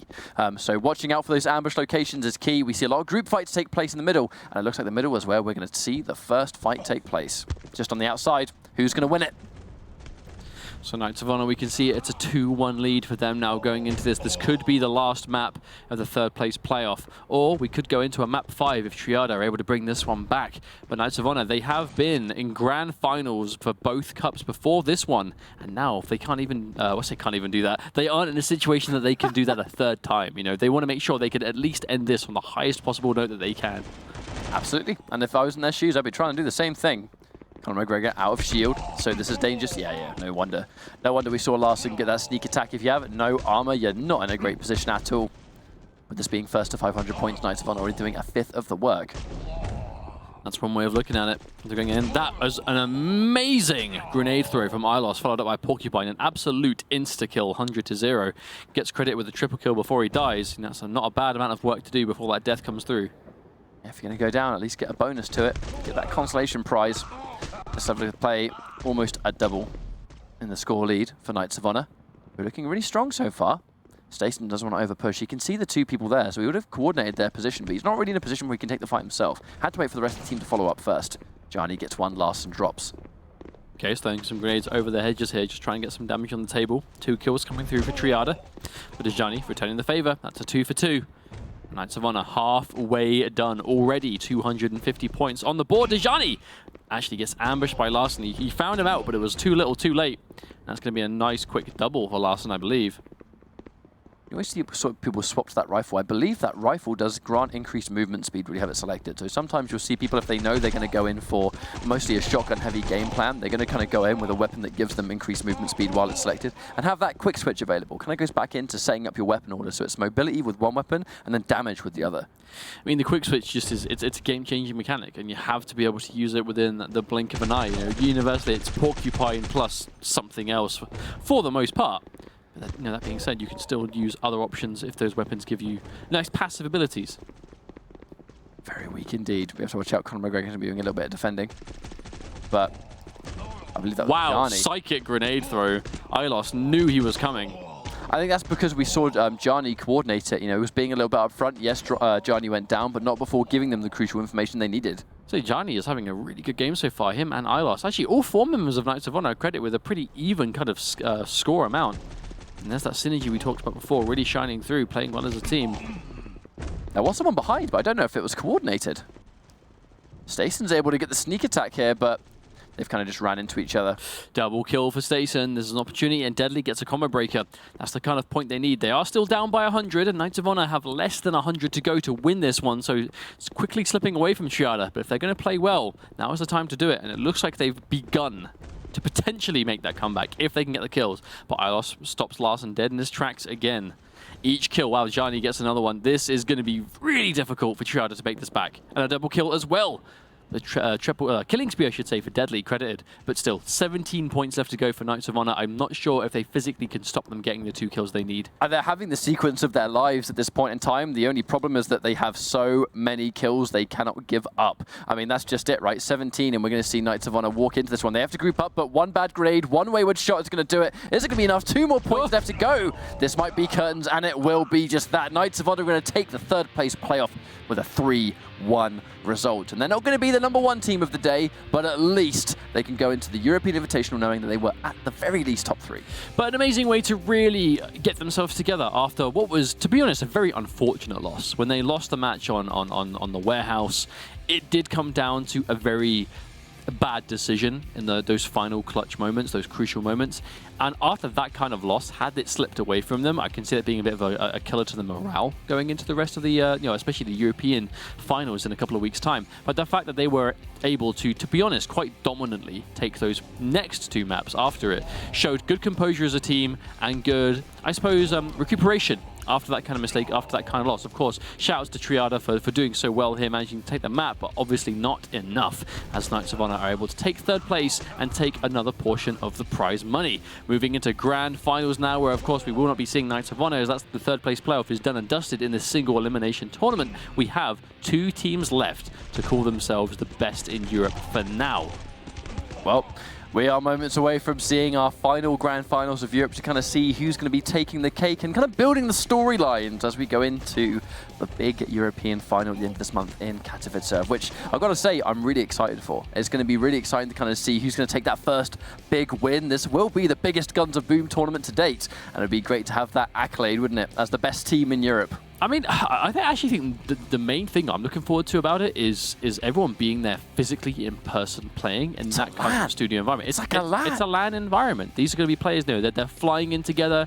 I mean, I don't know all of the players, all of the teams personally. I don't know how much history there is with the players, or whether they've met up each other before. But in a lot of times for young esports like this, or newer games to the esports world, this is usually the first LAN, the first live finals. It's the first time these players have even met their teammates in person. They've scrimmed and they've trained together for countless hours, across various whatever it is they used to play with each other, to communicate and stuff like that. But this is the first time they physically meet them. And that kind of chemistry, if that synergy kind of carries through to them being in person, and that energy goes with them, that is an incredible environment to be a part of. And I'm looking forward to these players being a part of that. Well, we're moments away from finding out what our grand final result is going to be. So while we prepare our final match of the day, we're going to go for one final break. So don't go anywhere, because we will be right back.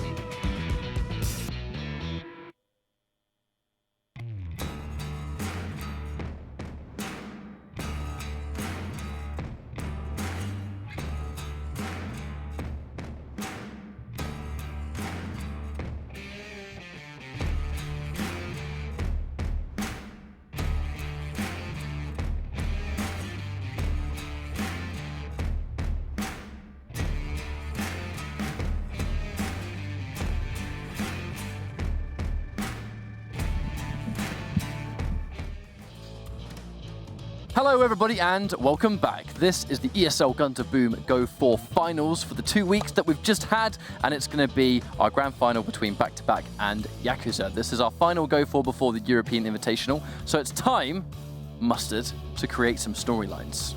I mean, I feel like the players have done that already. I don't feel like it's really up to us to do that. I always come up with an intro and you always have to shut it down in fashion. Have that. That's like really aggressive. You should not do that. That's what you get. We should have discussed this before. That's what you get for challenging me. But speaking of which, we have our bracket to show you guys what the journey today for Gun2Boom has been. So Knights of Honor, even though they were definitely known to be the strongest team going into the entirety of our Go4, they weren't the strongest team of the day. However, they were able to take that third place playoff 3-1 versus Triada Zeon. So, you know, it's not going to be the end of the world for them. It's not going to be a bad result, but it's not going to be the first place that I'm sure they were looking for and they were going to be trying to gun for. But that said, Back2Back are the strongest team going into this Go4 because they had the most qualification points for this Go4 final. Yeah, so Back2Back were the #1 seed. The interesting thing is they're not the #1 seed to the European finals, but they are to this. So at the very least, it does mean that Back2Back have been playing really well from the last 2 weeks to now, today. And remember, you know, the last cup they did well in that got them points was yesterday. Yeah, and that is what has, you know, given them a good opportunity to get here today to obviously play for some money, but get that competitive experience. The question is, can Back2Back really finish that successful 2 weeks with a win today on this Go4 finals? Well, we'll have to wait and see what happens, but to be honest, I think Back2Back I favour the most. I think when you look at current results, I do think they look the strongest in terms of the recent cups they've been playing in, and the manner of which they were able to win today as well. They had a nice display of clutch, high execution, great coordination as a team, to the point where I think they're definitely my pick. We do have the map pool to show you guys, and as this is a best of 5, you guys are going to be familiar with the maps we're about to see. It's going to be Farming Complex for Control Point first. It is the first and only time we have Control Point selected in a best of 5. And then we have Warehouse, Paradise Island, Skyscrapers, and then Wild West, if for whatever reason we reach that point. My prediction, though, is that I think we're probably going to see a 3-0. I think it's going to be Back2Back. I think it's going to be 3-0, and I think Paradise Island is where we're going to end things. I don't know if you agree. I think it depends. Based on how well they're playing today and how well they've clearly been playing in the last 2 weeks, I would normally agree with Back2Back. However, we can't ignore the fact that Yakuza defeated Knights of Honor #1 to get to this final. Considering Knights of Honor were, and still are, you know, the #1 team in terms of like the Go4s, in terms of consistency, the amount of cups they've won, and they just got 3rd place. Their worst showing is 3rd place in these broadcasts. That is impressive. And I think we can't ignore the fact that that team was bested by Yakuza, who are now sitting in this grand finals. So if they can beat Knights of Honor, maybe they can beat Back2Back. It depends on how well they're playing. They're clearly having a really good day themselves. I think it's a question of how this first map goes, really. Obviously, being Control Points is an interesting one because it's so momentum heavy, but so important from start to finish, right? You have the additional safety net of there being more points to win, but that also means there's a lot more room to make mistakes and be punished really bad for them. So here we go. This is going to be our grand final between Back2Back and Yakuza. We're going to see who the final top team is going to be as we draw closer and closer to that European finals at the end of the month. But that said, right now, the lead is Yakuza's. But for how long? Already 30 seconds into this game, even though you get an additional point limit, it's still 5 minutes, hard timed. But will we even get down there? I mean, when was the last time we even saw a timeout in this Go4? I think the players really, they are aggressive, they know how to go in, and they know how to make the most of it. So usually time isn't even a factor unless we get to those last final moments where the time dictates how fast they have to play. And John Wick getting an amazing sequence of kills to do well on the point. But it is Yakuza that's still in the lead after that amazing sequence. Well, it's a matter of control. If you can win the group fight and it guarantees a couple of control point captures, that means you're going to be in a much better situation. You know, it's not about the kills and control point. It's about holding siege over as many of the points as you can. If you don't have as much points, simply put, you're just not going to win. All right, we can see them hold C, which allows things to roll a little bit longer. We can see the surprise attack. Lord Mano stabbed, and I actually quite like the knife kill because it's going to give them the extra burst of points. It's all about optimization at this level of play. Absolutely. If you can get a headshot, take it. If you can get a grenade kill, take it. If you can get a melee kill, I mean, you see where I'm going with this, right? If it gives you extra points, absolutely go for it. Just able to take point B. Okay, Back2Back. Yep, they've snuck their way into the lead now. 500 points. A small lead nonetheless, but definitely a lead. We see a kill returned again. Excellent stuff, but Back2Back, they've been able to slightly sneak this one away. And now they're holding a bit more power over the point. We might see them run away with it a little bit. It all depends on how Yakuza play the chips they've been dealt right here. Looks like John Wick and loses the 1v1. Excellent headshot from Romeo. There's the Porcupine, right? If you're getting that Porcupine 1v1, it's going to be a very short 1v1 to say the least. And Romeo gets that last grenade kill before he does go down. You see players doing that a lot when they know in a situation that surviving is not a possibility. It's just a question of, well, let me just go down throwing these grenades, take that damage, see if I can take down as many people as possible.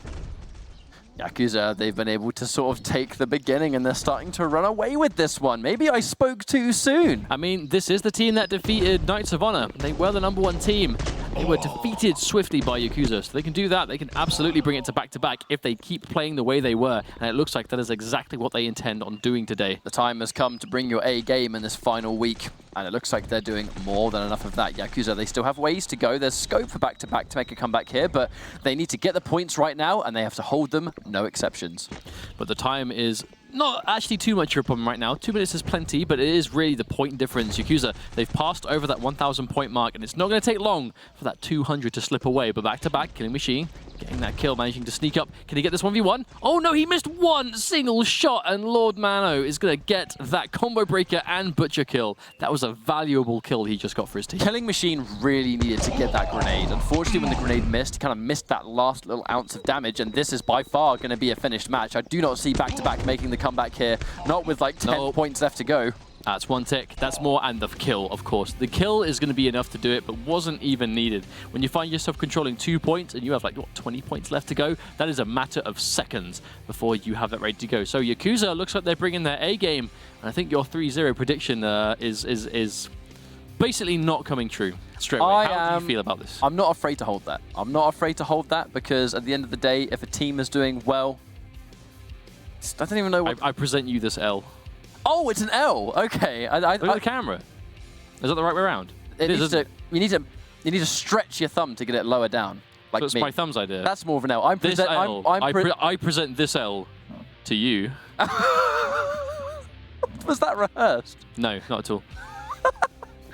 I'm a big fan of that. That was pretty cool. Anyway, I'm not afraid to eat my own words for that because I do think Yakuza, they're starting to show us there is scope for more teams to enter the fray as #1, right? When we go into the European Invitational, the big thing that we've needed is unpredictability. So with that in mind, if Yakuza are able to win this, I would always say it would be a matter between Knights of Honor or back-to-back. That's kind of what history has taught us. But now, if Yakuza are kind of stepping up to the plate again, it just kind of means that we have so much more to look forward to when we go into the big one later this month. I mean, it's always nice to see that, right? I mean, as much as it is, great having a really dominant team that is, dominant for a reason because they are so strong.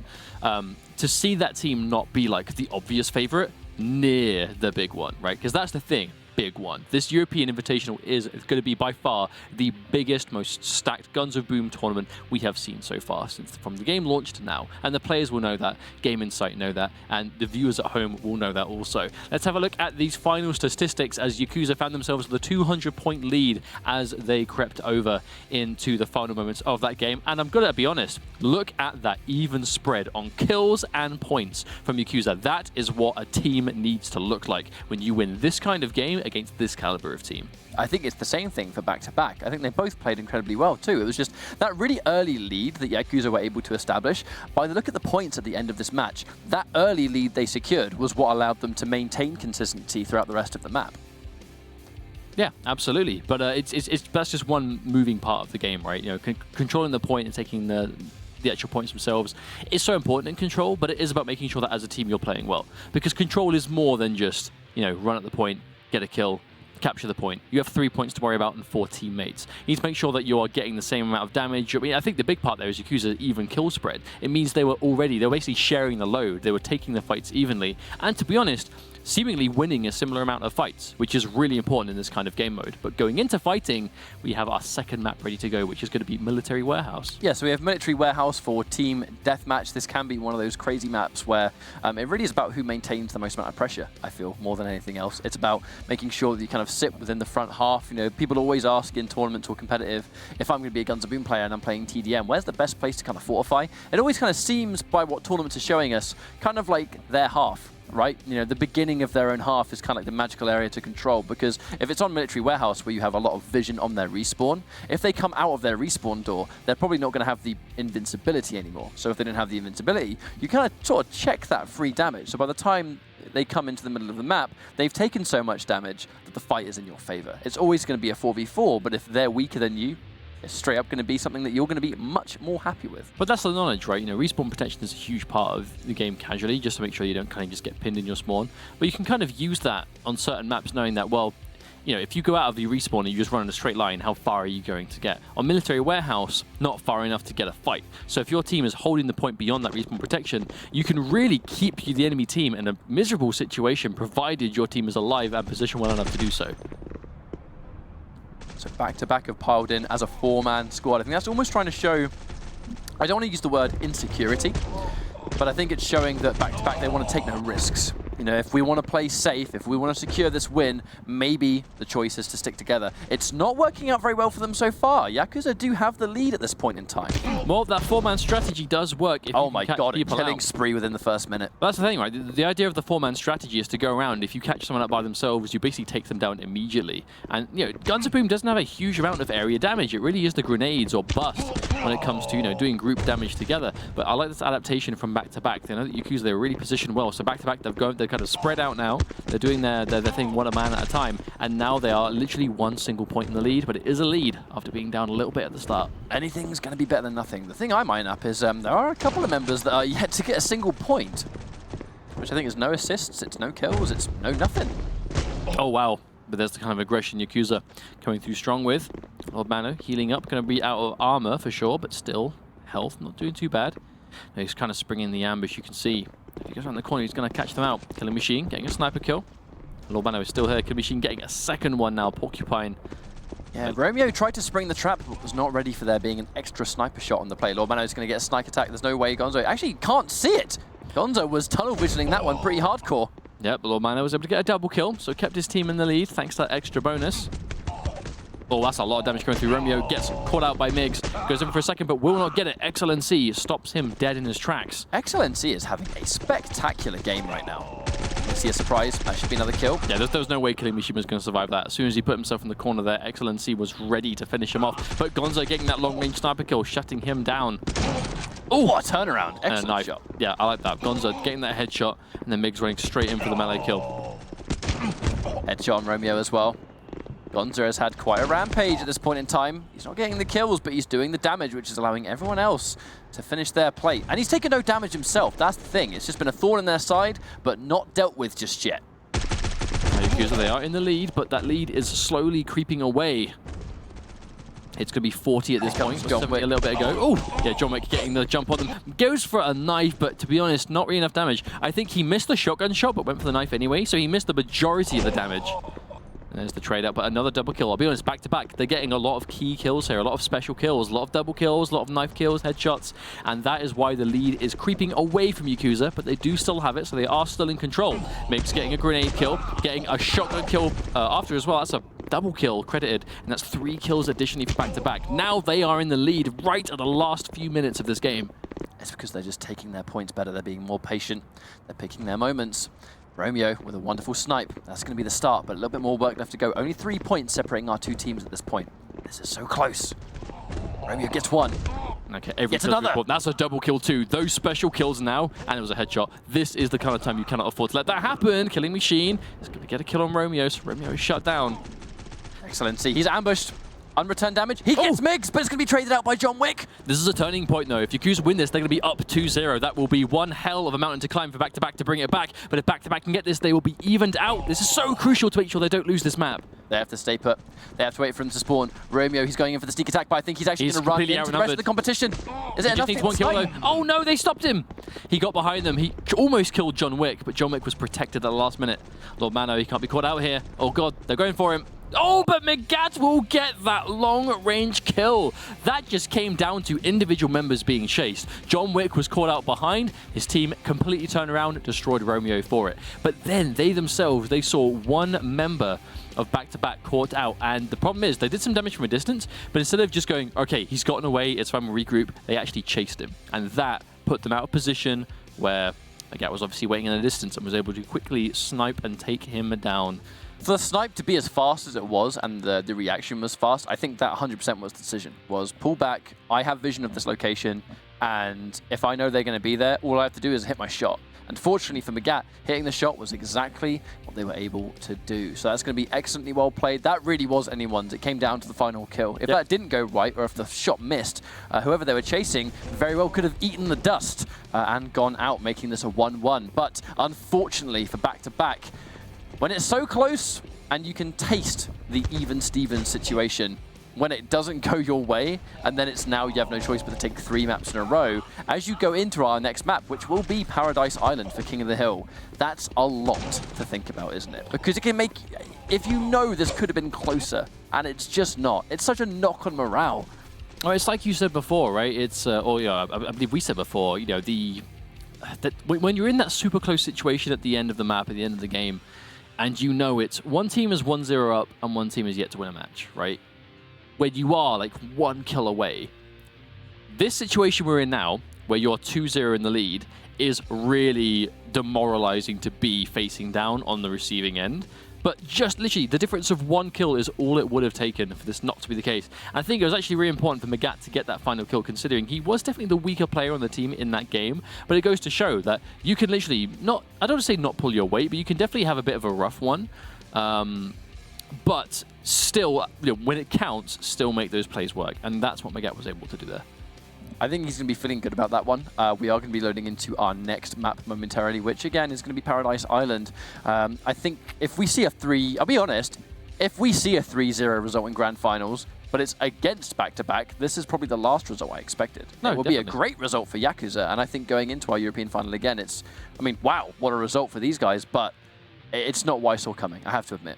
Yeah, well, Paradise Island we've seen can quickly escape the best of teams.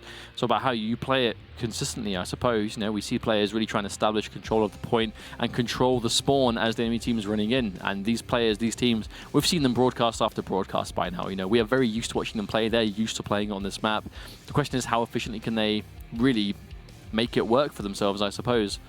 Yeah, I think at this level of play, when you only have 1 map to take, it can almost feel like, you know, you can see the finish line. This late in tournament, you can see the finishing line, but that doesn't mean you can let up. You know, if anything, you have to play harder than ever at this point, because you know that when you have a team that is the likes of back-to-back and they're 2 maps down, and their only choice in tournament is to make this 3 straight comeback, they have to do it. And if this is their option, they're going to be playing out of their minds, and they have to. So you can't let up a single step, otherwise they're going to catch up to you. So, as a comparison to the first map where we saw that Yakuza did have like a very even kind of score set, this time it was there were definitely kind of key star players in the game itself. Do you reckon we'll see a bit of a diverse change here? Because I think now we're going back to an objective control. It's less about individual frags. I think we might have scope for it to be a bit more of an even spread for Yakuza. But I guess we will see as we go into what could be the final map of the day, or at least for Europe, as the first blood and the second kill both go in the way of Yakuza. Romeo and XLNC, the 2-man attack, they've been so consistently strong. The ambush comes through, Migs completely gets destroyed. John Wick takes out 1, Romeo falls as well, but not before Yakuza established themselves a wonderful lead to begin with. Machine just checking the spawn before running through, but goes right into the open. Is swiftly taken down. Lord Mano, he gets a double kill, even if he falls here, but he's not going to, because he gets protected by his team. They're taking the point back now, but the back-to-back try and siege it on. Stop from capturing, I don't think they can afford to. Yeah, Romeo fumbled his shots a little bit and then dedicated to a grenade, which obviously puts him out of action for a lot longer than I think he would have been happy with. Unfortunately, you need to get some of the damage on the board, but if you can't land the grenade, you are in big trouble. Lord Mano can see a sneaky location, but he has to take out Gonza first.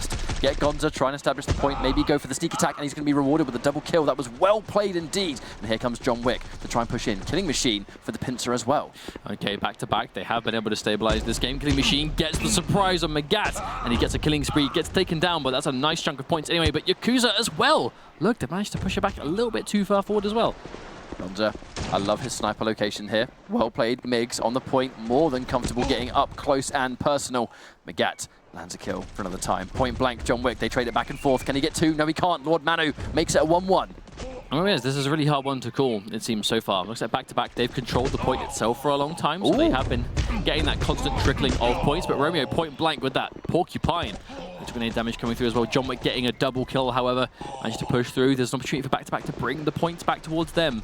But one underrated thing about grenade situations in these group fights is that they do cloud vision quite significantly. So you actually, in many cases, when there's a big fight going on, you simply can't see the competition. And because there was two people there, had to split his attention, only shot one shot on Romeo, which was definitely not what they need. We can see a surprise coming through. John Wick, before going down, does get a killing spree, which is an excellent start. And now it's bringing them back into the fight, but Yakuza are one step ahead so consistently. And we're just trading multi-kills for multi-kills, but the thing is, Yakuza, it really is a question of who's controlling the objective. They are trading dead even in fights, but really it's the control of the objective. Every single second that passes is giving Yakuza points, and that's what they can't afford to let happen. As back-to-back, they try and get it, but they get completely ambushed from their own side. They were not ready, and they just run into Yakuza and completely wipe out the entirety of back-to-back's team as they're trying to take the point. And they can taste victory at this point, but maybe they pushed a little bit too hard. They went right into the hands of back-to-back, who were fresh with respawn protection. And because they pushed so hard, they've actually risked giving away this entire map.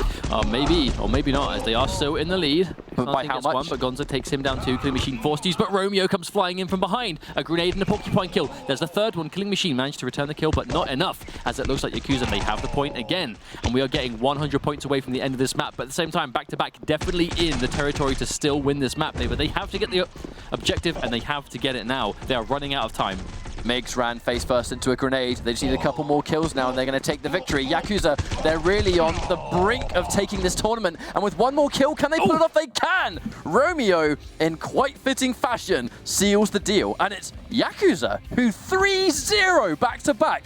What is going on? And it came down to that final 1v1. That was a tournament-winning, or tournament, I suppose, dependent 1v1. And Romeo is able to take it for the team. And that is exactly what he's able to do, as Yakuza are going to be the winners for Europe today in the Guns of Boom European Go4 final. Huge congratulations to them.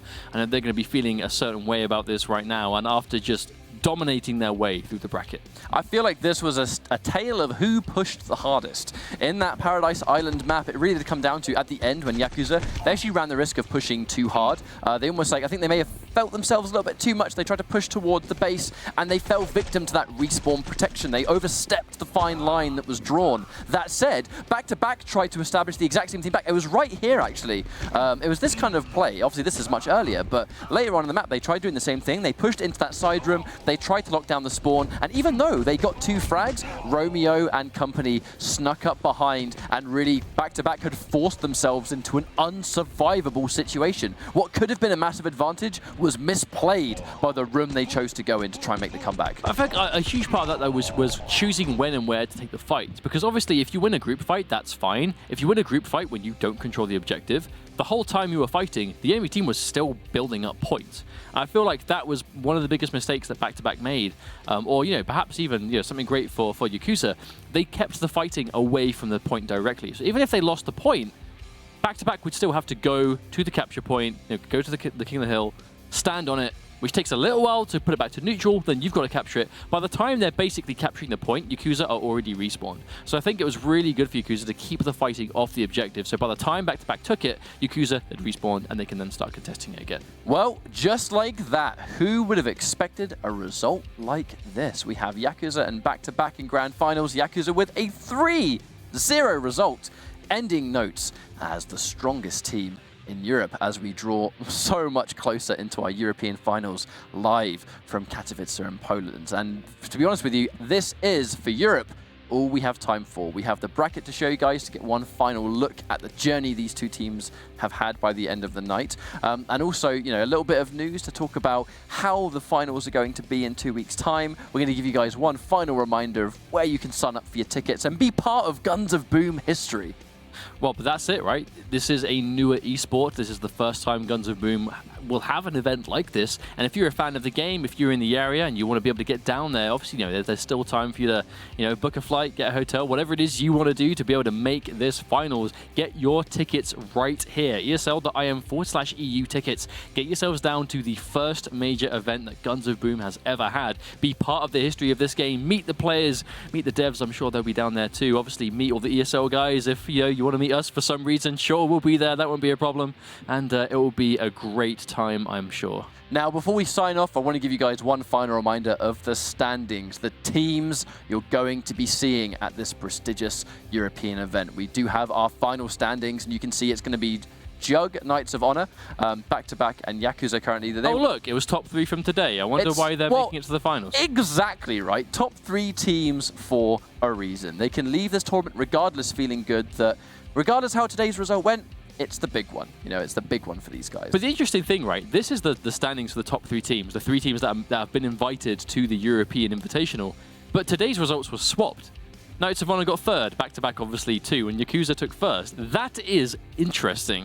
The storylines are juicy and plentiful, which sets up for a wonderful LAN we're going to have in 2 weeks' time. For now, that's all we have time for. We have the North American side of our Go4 bracket as well, but that's not until a few hours' time. So go grab some food, go and do your daily errands, and we're back in a few hours for some American Guns of Boom action. See you in a bit.